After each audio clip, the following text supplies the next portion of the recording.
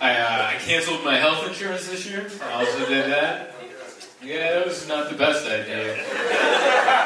I canceled my health insurance right after I got the second shot of the vaccine because I was like, well, I don't need this anymore. I'm good. And I'm not making this up. The day I canceled my health insurance, I went to a show, and the comedian that was on before me announced to the crowd that she was just diagnosed with a brain tumor. And I was in the back of the crowd, and I went, brain tumors. I totally forgot about brain tumors. I gotta call Kaiser Permanente and see how canceled I really canceled it, It's nice to be out again. My fiance and I just recovered from COVID. Don't worry, I tested clean, so I'm allowed to be inside again. We got COVID. We got COVID late, which is lame, because it's not even cool anymore. It was so lame. Like, we somehow dodged it for 2 years, and then we got vaccinated, then we got it. And I posted it, and nobody cares. Nobody cares if you get COVID now. I'm late to everything. This is like me in skinny jeans all over again. I got them, and everyone's like, yeah, we don't do that anymore. And I'm like, dang, I just came around. Yeah, we got COVID, and here's the weird part. We both had the same symptoms, but my symptoms were 4 days later. So for the first 4 days, we thought I was asymptomatic, and I found out that if you're in a relationship and your significant other has symptoms and you're asymptomatic, that A now stands for asshole. That's what that means. She was so mad that I was fine. She was like, nothing? You don't feel anything? I'm like, no, I'm pretty good. And she's like, I hate you. And then 4 days later, I'm like, I'm starting to feel like crap. She's like, nice, all right. Let's get into it. We ended up both losing our taste and smell, which I don't know if that's happening in here. That's the most frustrating thing to deal with.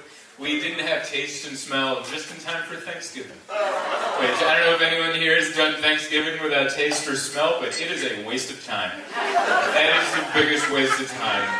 Doing Thanksgiving without taste or smell, it's like going to an orgy with erectile dysfunction. That's like that is. You're like, I guess I'll just stand in the corner and watch, I guess. What's that taste like? Does it smell good? I don't know. We ended up still doing Thanksgiving, but we just got 2 Cornish game hens, because they're cheaper, and what's the point, right? When you can't taste it. And she still worked hard to make it good, and then she's like, how is it? I'm like, it's warm. Crispy. The parts that should be are crispy. That's all I can tell you. I never realized how important taste and smell was. It sucks. It's upsetting. I was angry at nobody. Just, I can't smell, Definitely more baths. You wash more. You brush your teeth more when you don't know. When you do this, and you're like, I got nothing. More gum. Immediately. But yeah, I guess I gotta go get health insurance again. I don't know. I guess the Omicron is coming. That one's the bad one. I hate it. This is like the 3rd one. We had the original, and then Delta, and now Omicron. And I don't even know if that's how you say it, but that's how I like it. I mean, with this one, at this point, doesn't it feel like the Earth is just trying out pesticides to get rid of us? Did anyone else grow up in a house with roaches? At first, you get the original raid, and it kills some of them, but there's still too many, and then you gotta get the next one. That's what Omicron feels like. I feel like Earth is at a grocery store going, Omicron, that shit sounds serious. Let's do that one. And if that doesn't work, we're gonna have to tent the planet. Thank you. Guy in the back. That joke was for him. Everyone's like, that's not fun. We're getting sad. Please bring it down. Yeah, it's fun that we hate each other over stuff. I like that. I was afraid this virus might bring us together. That really was. When the pandemic started, I'm like, oh no, this might bring us together. But thank God, humans are still humans. And we're like, no, we can make this political too. Isn't that magical? We're like, we'll hate each other no matter what. If Don Lemon or Tucker Carlson talk about it, we'll pick sides. That's the 2 groups. Yeah, that's why I stopped watching the news, because I realized I ended up just not having an opinion of my own. I would get into an argument with somebody, and I'm like, I think I just said what Don Lemon said. And I think you just said what Tucker Carlson said. And then there'd be a third guy who's like, hey, did you guys know birds are actually drones? And you're like, oh, you listen to podcasts. All right. Everyone just regurgitates what they know. I don't know. It feels like the world's getting back to normal. There's been more mass shootings, which is good. You know? It means we're getting back to the swing of things. You know what that made me realize? Like all the mass shootings, as soon as everything opened. You know what that made me realize? While I was at home looking out the window going, I can't wait to go outside. There was a mass shooter with a gun like, me too. I also want to go out there. I'm so lonely. I'm just at home with my gun. And there's no one to shoot. What a sad existence. It almost makes you connect with the person. I'm like, I know, we both miss people, don't we? We both miss gatherings. I like that. You guys laughed at that. Boy, I really gambled that early. That was an early gamble, you know? Maybe I should have built a rapport first. I went right into it. They had that shooting at the school in Michigan, and I read about it, and apparently the kid used a gun that his father bought on Black Friday. And I'm like, that might be the most American sentence that I've ever read in my entire life. He bought a gun on Black Friday, and then he shot up his school, and I just, like a bald eagle, flew in the background. It's like the most American thing I've ever read. All right, that was the last one. I'm sorry. I just wanted to get that out. I'm from San Diego. That's where I call home. San Diego, California. Yeah, I like it there. Have you been there? You grew up there. All right, nice. I don't know when the last time you were back there, but we have, at our beaches, we have tsunami evacuation route signs. They're signs that tell people which way to run in case there's a tsunami. All it is a sign about this big. It's 2 feet by 2 feet. It's blue, and it says, tsunami evacuation route. And it's just an arrow that points inland. That's it. That's the entire sign. That is our tax dollars going to work in San Diego. I don't know who that sign's for.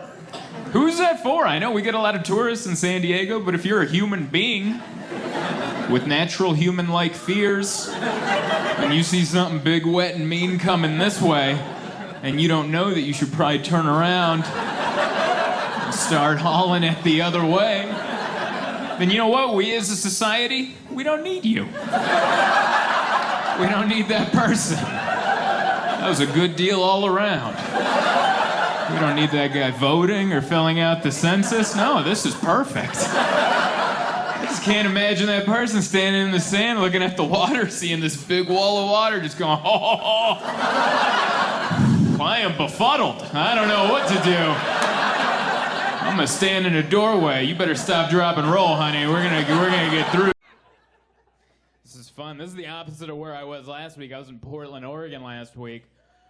Very fun place. The opposite of here.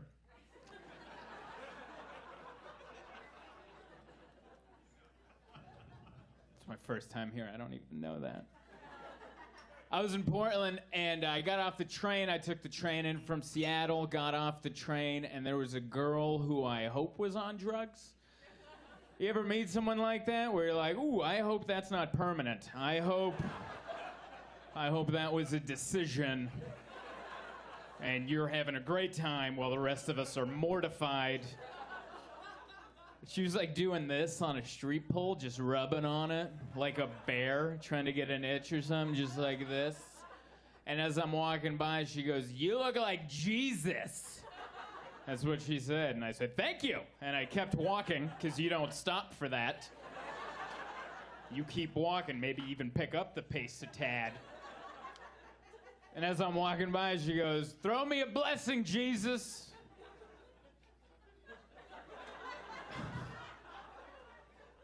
Can't let my children down, so I wanted to throw her a blessing. What if this is a big moment in her life, but I didn't know how? I don't know how to throw a blessing, so I just did the first thing that came to mind and just went, "You got it." That's how I threw my first blessing ever. I just pointed at her and said, "You got it." You know, just like Jesus would have done. I'm sure that's how he did it back in the day. Came into town, someone's like, "Help this blind man." "You got it." Colors. That's how he works his magic. That's good. I'm married, in case that was a question. I have a wife. We have a regular married life. We sleep on a memory foam mattress. That's what we sleep on at home. That is a married person's mattress. It's memory foam. That mattress is made for sleeping and sleeping only. That is, do not do anything else on that mattress. Not made for that. It's not why scientists came together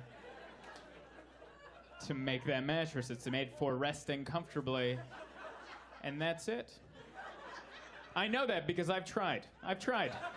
Try having sex on it. It's the worst. It's like trying to have sex in quicksand. It sucks. You get one thrust and you both just start sinking in. Just stay calm, baby. It makes it worse. Just stay calm. I'm calling the cat over. We need help, Jessica. I have a cat named Jessica. That's a high-end mattress, the memory foam mattress. That's an expensive mattress. I don't make that kind of money. This is why we have the mattress. My mother-in-law lives in Palm Springs, and an old guy died. That's the whole story. We got his memory foam mattress. It's the circle of life. That's how things work. It's work their way around. It's not creepy. He never got to sleep in it. He bought it, never got to open it, and passed away. It's not like I have some creepy, haunted mattress at home. It's new. It's brand new. But it did make me feel bad for him, because that meant this old guy died in, like, an uncomfortable mattress. Probably having to stare at the world's most comfortable mattress, like, in the corner. And he's like, "I should really call my grandson over to open the... Oh! And now I have weird sex on it. That's how that works.